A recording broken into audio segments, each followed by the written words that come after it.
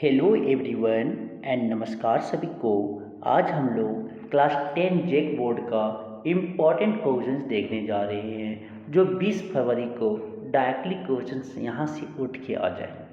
तो चलिए बिना लेट किए हुए ऑब्जेक्टिव क्वेश्चंस सारे फिजिक्स जितने भी फिजिक्स के क्लास 10 का साइंस का फिजिक्स के पार्ट के सारे इम्पॉर्टेंट क्वेश्चंस यहाँ पे कर ले रहे हैं। तो पहला क्वेश्चन जो है सर कि लाइट रिफ्लेक्शन और रिफ्लेक्शन देखेंगे, प्रकाश का परावर्तन और अपरावर्तन।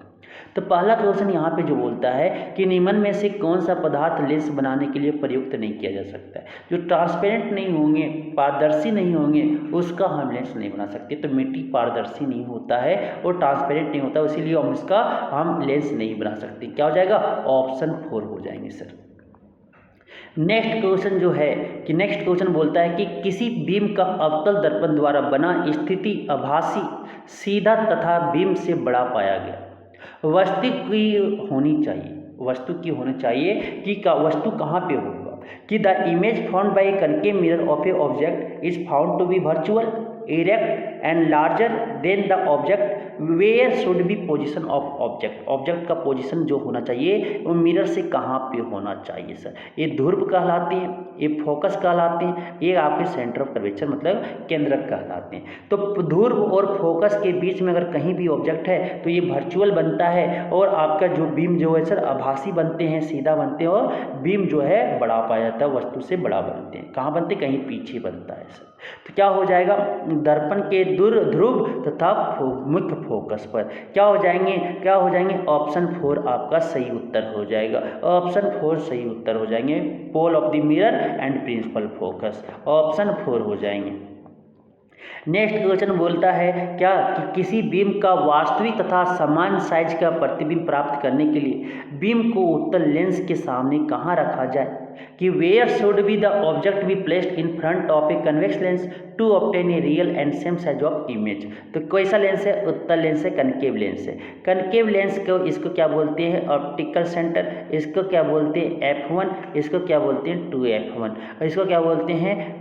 आपकी F2। इसको आगे में क्या बोलेंगे? 2F2। तो ऑब्जेक्ट कहाँ होना चाहिए सर? फोकस दूरी की दुगुनी दूरी पर। फोकस दूरी यही है ना, फोकस दूरी की दुगुनी दूरी पर अगर रख देते हैं तो सेम साइज का बनेगा।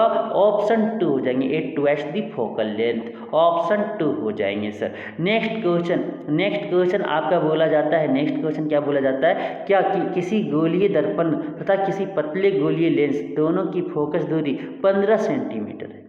दर्पण तथा लेंस संभवतः है। तो ये जो आपके होंगे वो पॉजिटिव, तो कन्वेक्स लेंस दोनों होंगे, कन्वेक्स मिरर भी होगा और कन्वेक्स लेंस भी होंगे सर। कि focal length both spherical mirror and thin spherical lens is 15 centimetre, mirror and lens are possible. क्या हो जाएगा?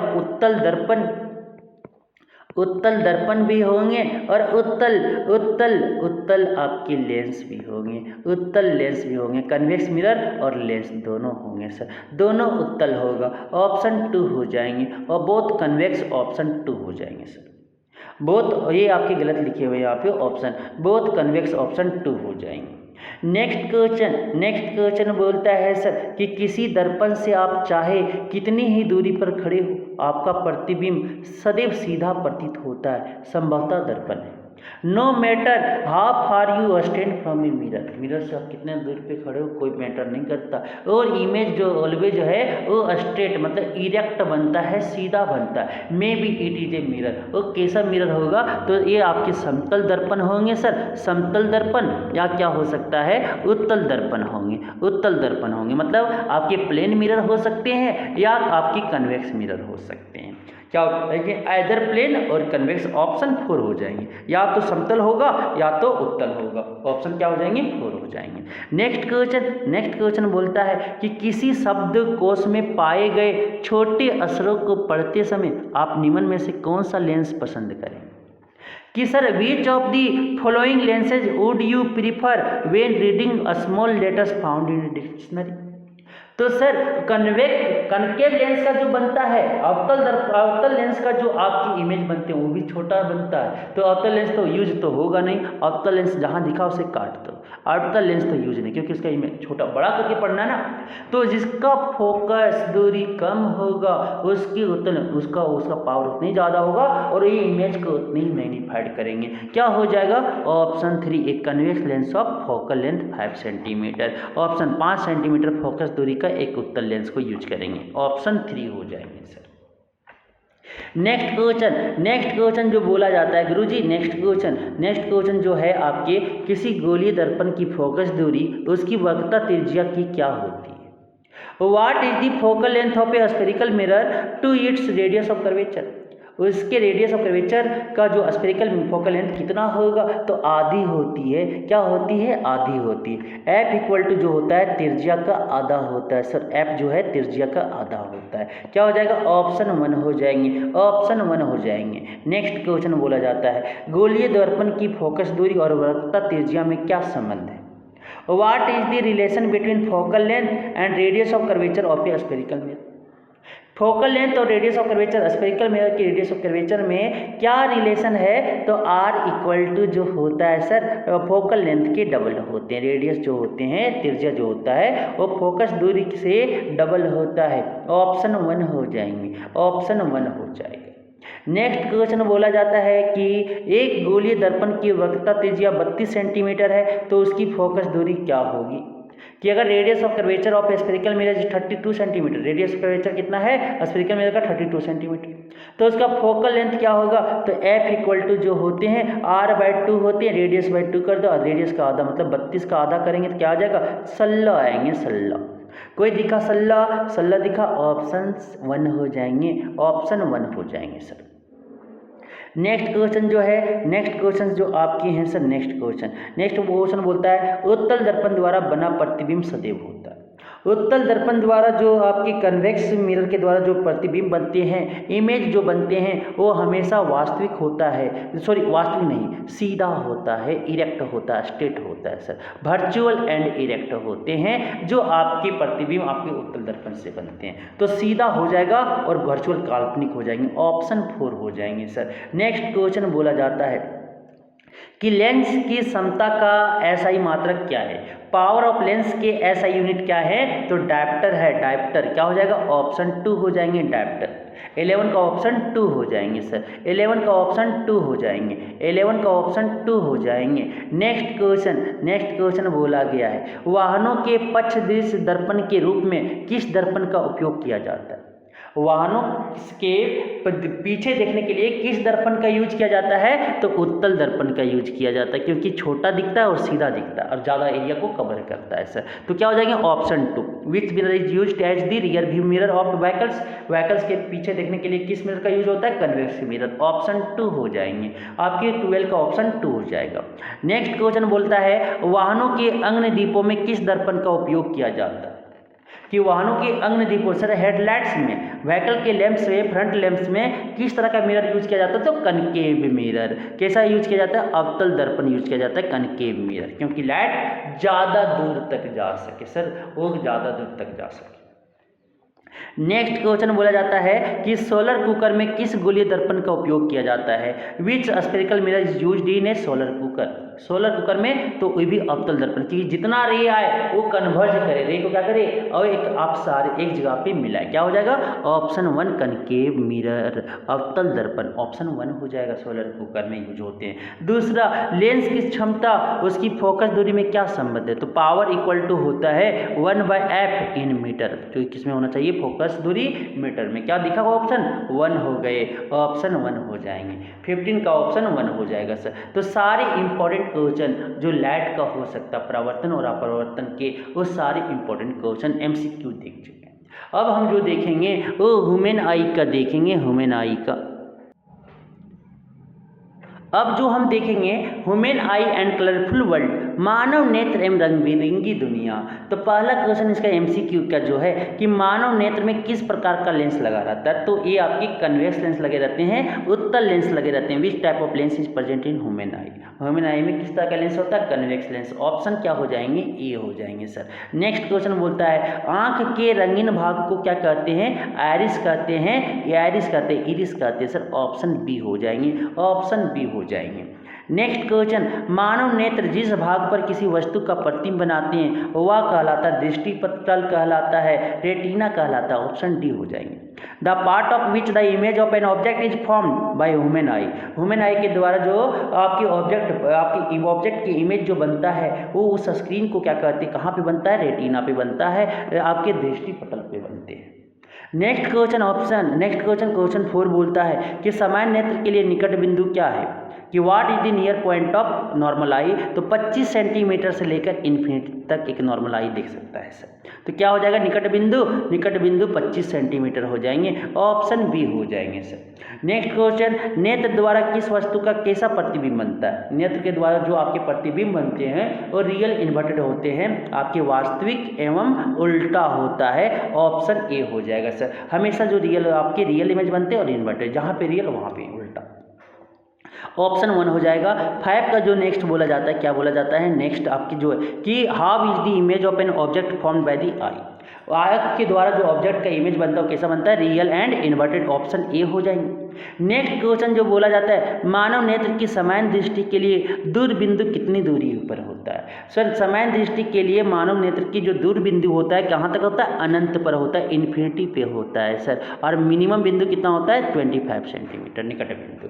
क्या हो जाएंगे, ऑप्शन डी हो जाएंगे, ऑप्शन डी हो जाएंगे। नेक्स्ट क्वेश्चन बोला जाता है नेत्र में प्रवेश करने वाले प्रकाश की मात्रा को कौन नियंत्रित करता है। तो कौन नियंत्रित करता है, पुतली, पप्पिल करते हैं सर, कि आपकी आंख में कितना लाइट इंटर करना है उसका कंट्रोल कौन करता है, पुतली करता है, पप्पिल करता है, पप्पिल। ऑप्शन ए हो जाएंगे सर, ऑप्शन ए हो जाएंगे। नेक्स्ट क्वेश्चन जो बोलता है निकट दृष्टि दोष को किस लेंस से दूर किया जाता है, ठीक किया जाता है, मतलब निकट दृष्टि दोष को किस लेंस से दूर किया जाता है, तो आपकी कनकेव लेंस, बोल सके तो अवतल लेंस। ऑप्शन बी हो जाएंगे। Which lens is use to correct myopia, myopia को ठीक करने के लिए कौन लेंस यूज करते हैं, कनकेव लेंस यूज करते हैं, कनकेव लेंस यूज करते हैं। नेक्स्ट क्वेश्चन दूरदृष्टि दोष को किस लेंस से दूर किया जाता है, तो उत्तल lens. Which lens is use for to correct far sightedness, far sightedness बोले तो हाइपरमेट्रोपिया भी, किसको यूज करते हैं, कन्वेक्स लेंस। क्या हो जाएगा, उत्तल लेंस। ऑप्शन ए हो जाएंगे सर। नेक्स्ट क्वेश्चन आपके वो 10 बोलता है पर जरा दृष्टि दोष को किस लेंस से दूर किया जाता है। तो जरा दृष्टि दोष बोले तो प्रेस बाइपिया किससे ठीक किया जाता है, बाइफोकल लेंस से, बाइफोकल लेंस। ऑप्शन सी हो जाएंगे सर, बाइफोकल लेंस से ठीक किया जाता है। क्या हो जाएंगे, बाइफोकल लेंस। आपकी ऑप्शन सी हो जाएंगे, प्रेस बाइपिया। अस्टिग्मेटिज्म इसको भी बोलते हैं, प्रेस बाइपिया भी बोलते हैं। ऑप्शन सी हो जाएंगे। नेक्स्ट क्वेश्चन इंद्रधनुष बनने का क्या कारण हो सकता है। तो इंद्रधनुष में जो होता है पहले अपरिवर्तन होता है, फिर डिस्पर्सन होते हैं, फिर टोटल इंटरनल रिफ्लेक्शन होता है, तो रेनबो का आपकी फॉर्मेशन होता है सर, रेनबो का फॉर्मेशन होता है। तो क्या हो जाएंगे यहाँ से कि वर्ण विक्षेपण होता है, अपरिवर्तन होता है और पूर्ण आंतरिक परावर्तन होता है। ऑप्शन सी हो जाएंगे। तो रेनबो के फॉर्मेशन के लिए डिस्पर्सन होता है, रिफ्लेक्शन होता है एंड टोटल इंटरनल रिफ्लेक्शन होता है। ऑप्शन सी हो जाएंगे। नेक्स्ट क्वेश्चन आपकी तारे का टिमटिमाना प्रकाश की किस घटना को दर्शाता है।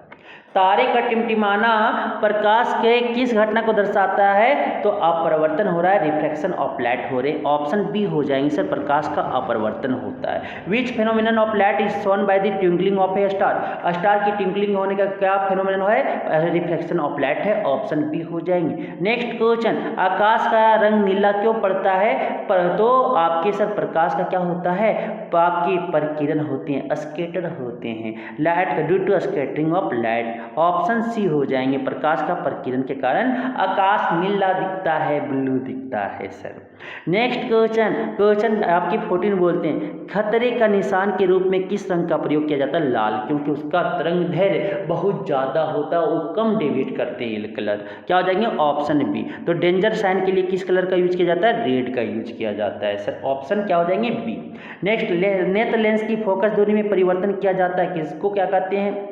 पावर ऑफ एक्मोडेशन कहते हैं सर, एक्मोडेशन कहते हैं। तो क्या हो जाता है? सिलियरी मसल्स के द्वारा कंट्रोल किया जाता है, सिलियरी पेशियों द्वारा। Focal length of eye lens is changed bye, ciliary muscle क्या करते हैं? पतला मोटा लेंस को करते रहते हैं। क्या हो जाएंगे? ऑप्शन सी हो जाएंगे, ऑप्शन सी हो जाएंगे। The focal length of eye lens is changed by ciliary muscle, किसके द्वारा चेंज होता है? सिलियरली मसल के द्वारा। ऑप्शन सी हो जाएंगे।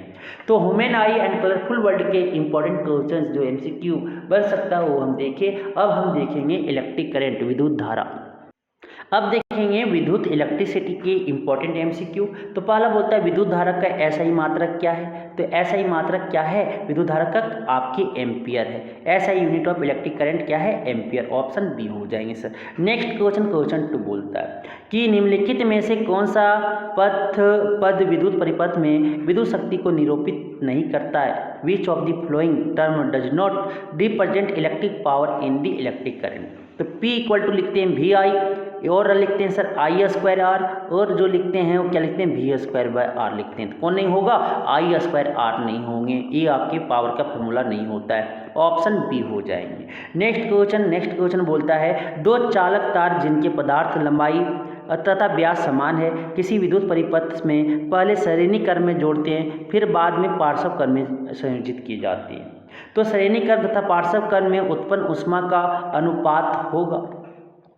तो क्या होंगे? देखिएगा क्या होगा। H इक्वल टू सर, अगर सीरीज में जोड़ते हैं तो क्या हो जाएगा? आर कितना हो जाएगा? आर इक्विवेलेंट RS2R हो जाएंगे। अगर पार्श्व क्रम में जोड़ेंगे तो क्या हो जाएंगे? AR है, क्या हो जाएगा? 1/R P लिखते हैं पार्श्व का इक्विवेलेंट। 1/R प्लस 1/R क्या हो जाएगा? यहाँ से 2/R हो जाएंगे। मतलब RP कितना हो गया? आपके R/2 हो गए।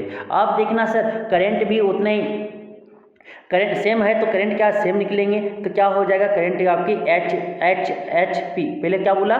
श्रेणी क्रम में तो HS निकालते हैं। I स्क्वायर RS क्या हो जाएंगे? T हो जाएंगे। फिर HP निकालेंगे तो क्या हो जाएगा? I स्क्वायर RP और क्या हो जाएंगे? T हो जाएंगे सर। तो यहाँ से जो होगा I स्क्वायर 2R T हो जाएंगे, और यहाँ से क्या हो जाएगा? आई स्क्वायर RP कितना हो जाएगा? R/2 into T। डिवाइड करेंगे सर, डिवाइड करेंगे तो आई स्क्वायर से आई स्क्वायर कटा, R से R कटे, T से T कटे, क्या हो जाएगा? 2 ये ऊपर चला जाएगा, 4/1, 4:1 हो जाएंगे। कोई दिखा? ऑप्शन डी होगा सर, ऑप्शन डी होगा।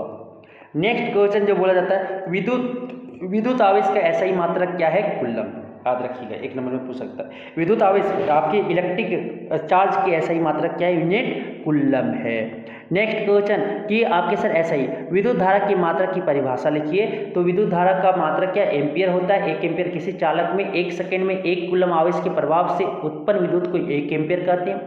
यूनिट जो होता है इलेक्ट्रिक करंट का एम्पियर होता है। The electric current produced by the flow of 1 coulomb charge in the conductor in 1 second is called an ampere. Sir उस उक्ति का नाम लिखिए जो किसी चालक के सिरों पर विभवांतर बनाए रखने का काम करती, तो सेल या बैटरी।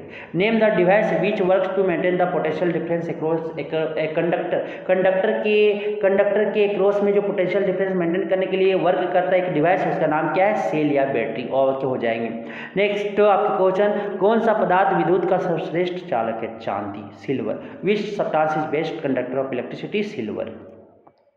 समझ आ गए। नेक्स्ट सर, किसी विद्युत परिपथ में दो बिंदुओं के बीच विभवांतर मापने के लिए वोल्टमीटर को किस प्रकार संयोजित किया जाता है, किस प्रकार जोड़ा जाता है? वोल्टमीटर को तो पैरेलल में जोड़ा जाता है, पार्श्व क्रम में। विभवांतर को किस यंत्र से मापा जाता है? वोल्टमीटर। तो फिर पूछे कि इलेक्ट्रिक करंट को किस यंत्र से मापा जाता है? तो एमीटर। तो प्रतिरोधक का ऐसा ही मात्रक क्या है? ओम।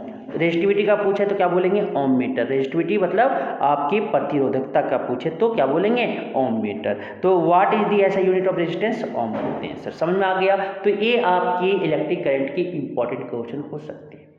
अब जो हम लोग आते हैं आगे, आगे जो देखेंगे वो इसमें magnetic effect of electric current, विद्युत धारा के चुंबकीय प्रभाव देखेंगे। नेक्स्ट क्वेश्चन जो आता है, निम्नलिखित में से कौन किसी लंबे विद्युत धारावाही तार के निकट चुंबकीय क्षेत्र का सही वर्णन है? तो which of the flowing correctly describe the magnetic field near a long current carrying wire. तो लॉन्ग करंट वायर का जो होता है सर कि इसके जो सेंटर होते हैं कॉन्सेंट्रिक सर्कल बनते हैं मैग्नेटिक फील्ड, और जिसका सेंटर कहाँ लाई करता है, कहाँ लाई करता है, कहाँ लाई करता है, वायर पे। तो चुंबकीय क्षेत्र की सकेंद्रीय क्षेत्र रेखाओं का केंद्र तार होता है। क्या हो जाएगा, क्या हो जाएगा, ऑप्शन आपके जो हो जाएंगे सर डी हो जाएंगे। The centre of the concentric circle lies of the magnetic field is the wire, option D हो जाएंगे, ऑप्शन डी हो जाएंगे, ऑप्शन डी हो जाएंगे सर। नेक्स्ट क्वेश्चन कि विद्युत चुंबकीय प्रेरणन की परिघटना कि sir phenomenon of electromagnetic induction, तो क्या होता है कि एक आपके रेस्ट में रहते हैं और एक मोशन करते हैं। कुंडली और चुंबक के बीच में आपेक्षिक गति के कारण कुंडली में प्रेरित विद्युत धारा उत्पन्न करना है। क्या हो जाएंगे, ऑप्शन सी हो जाएंगे। कुंडली तथा चुंबक के बीच आपेक्षिक गति के कारण कुंडली में प्रेरित विद्युत धारा उत्पन्न करना, मतलब कि एक चुंबक अगर रेस्ट में है तो कुंडली मूव करेगा, कुंडली अगर आपकी अस्थिर में है तो आपके सर चुंबक अगर कुंडली अस्थिर है तो चुंबक मूव करेगा। समझ आ गया। अब आता क्या है उसी को बोलेंगे, इट इज द क्या आता है, the relative motion between the coil and the magnet produced and induced current in the coil. Next question बोला जाता है क्या कि विद्युत धारा उत्पन्न करने की युक्ति को कहते हैं, जो विद्युत धारा उत्पन्न करता है उस युक्ति को क्या कहते हैं, जनित्र कहते हैं, generator. The device used to generate electric current is called generator, इसको क्या कहते हैं, जनरेटर कहते हैं। किसी एसी जनित तथा डीसी जनित में एक मूल अंतर क्या है कि सर आपके एक अंतर पाए जाते हैं, एक में आपके स्लिप रिंग लगे रहते हैं, एसी जनरेटर है slip ring while DC generator है स्टेप चेंज कम्यूटेटर, क्या रहते हैं, कम्यूटेटर रहते हैं, कम्यूटेटर रहते हैं, ऑप्शन डी। स्टेप चेंजर नहीं, कम्यूटेटर रहते हैं सर, कि आपके स्प्लिट रिंग भी बोल सकते हैं, ऑप्शन डी हो जाएगा। एसी जनित में स्लिप रिंग वल्ले होते हैं और डीसी जनित में दिक् परिवर्तक होता है, ऑप्शन डी हो जाएंगे। नेक्स्ट क्वेश्चन बोला जाता है 5 कि लघु पतन के समय परिपथ में विद्युत धारा का मान क्या होता है, सबसे अधिक हो जाते हैं, बहुत अधिक बढ़ जाता है, क्योंकि शॉर्ट सर्किट मतलब कि उसका रेजिस्टेंस जो हो जाता है वो जीरो हो जाता है, इसलिए करंट बहुत ज़्यादा हो जाता है। इंक्रीज इन लोड, क्या जाएगा, ऑप्शन सी हो जाएंगे 5 का। नेक्स्ट क्वेश्चन कि विद्युत फ्यूज विद्युत धारा के किस सिद्धांत पर काम करता है, तो आपकी ऊष्मीय प्रभाव पे काम करता है, heating effect of electric current पे काम करता है इलेक्ट्रिक फ्यूज। क्या हो जाएगा, ऑप्शन ये हो जाएगी, क्योंकि सर इस पर हीट बढ़ता है तो क्या करता है वो मेल्ट कर जाता है, heating effect of electric current पे। नेक्स्ट क्वेश्चन बोला जाता है कि electric fuse work on the principle of electric current, आपके thermal heating effect, sir option A हो जाएंगे। नेक्स्ट क्वेश्चन विद्युत घंटी किस प्रभाव पर कार्य करती है, विद्युत घंटी है जो वो चुंबकीय प्रभाव पे काम करती है, इलेक्ट्रिक बेल जो किस प्रिंसिपल पे काम करती है, इफेक्ट पे, मैग्नेटिक इफेक्ट पे काम करती है, ऑप्शन सी हो जाएंगे 7 का। नेक्स्ट क्वेश्चन डायनामो का सिद्धांत आधारित है आपके सर विद्युत चुंबकीय प्रेरणन पर, विद्युत चुंबकीय इलेक्ट्रोमैग्नेटिक इंडक्शन पे काम करता है डायनामो, ये आपके सिलेबस में लेकिन नहीं है। नेक्स्ट है आपकी विद्युत बल में कौन सी गैस भरी होती है, तो सर आपकी विद्युत बल में कौन सी गैस भरी होती है, आर्गन इनट गैस, निष्क्रिय गैस भरी होती रहती है। Which gas is filled in the electric bulb, तो आपकी filled with inert gas, option C हो जाएंगे 9 का। नेक्स्ट क्वेश्चन बोला जाता है विद्युन्मय तार किस रंग का होता है, लाइव वायर जो होता है वो किस कलर का होता है, लाल कलर का, ऑप्शन बी हो जाएंगे सर। तो आपके घरेलू विद्युत परिपथ में उदासीन तार का रंग होता है, उदासीन तार न्यूट्रल वायर का जो रंग होता है काला ब्लैक होता है, ऑप्शन सी हो जाएंगे। अर्थिंग वायर का जो होता है वो ग्रीन होता है, अर्थिंग वायर का जो होता है वो ग्रीन होते हैं सर। नेक्स्ट क्वेश्चन बोला जाता है, नेक्स्ट क्वेश्चन चुंबकीय क्षेत्र का ऐसा ही मात्रक है, क्या होता है, टेस्ला, ऐसा unit of magnetic field Tesla होते हैं, ऑप्शन बी हो जाएंगे। नेक्स्ट क्वेश्चन विद्युत चुंबकीय प्रेरणन की खोज किसने की थी, इलेक्ट्रोमैग्नेटिक इंडक्शन का खोज कितने की थी, फ्राडे ने किए थे, कौन किए थे, फ्राडे, ऑप्शन ए हो जाएंगे। नेक्स्ट क्वेश्चन 14 चुंबकीय क्षेत्र के प्रभाव में विद्युत धारा, कि electric current under the influence of magnetic field क्या प्रोड्यूस करता है, फोर्स प्रोड्यूस करता है, कि अगर वो फ्री रहेगा मूव करने के लिए कंडक्टर, तो कंडक्टर मूव करने लगेगा। चालक पर बल उत्पन्न होता है, चालक पर बल उत्पन्न होता है, a force is produced on the conductor. Option C हो जाएंगे सर। नेक्स्ट क्वेश्चन, क्वेश्चन 15, चुंबक द्वारा धारावाही चालक पर लगाए गए बल की दिशा ज्ञात की जाती है।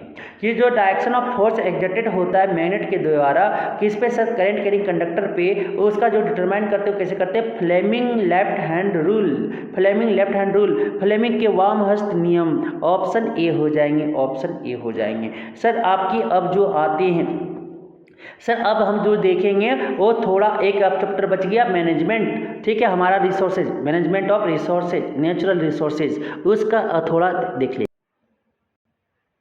तो आप देखेंगे मैनेजमेंट ऑफ नेचुरल रिसोर्सेज, प्राकृतिक संसाधनों का प्रबंधन। तो बोलता है चिपको आंदोलन का मुख्य उद्देश्य क्या था। तो what was the main objective of Chipko movement. Chipko movement का मेन क्या, जंगलों को काटने से बचाना, जंगल को safe forest from cutting, forest को काटने नहीं देना। ऑप्शन डी हो जाएंगे। नेक्स्ट क्वेश्चन, चिपको आंदोलन किसके नेतृत्व में हुआ था, तो सुंदरलाल बहुगुणा। ऑप्शन सी हो जाएंगे।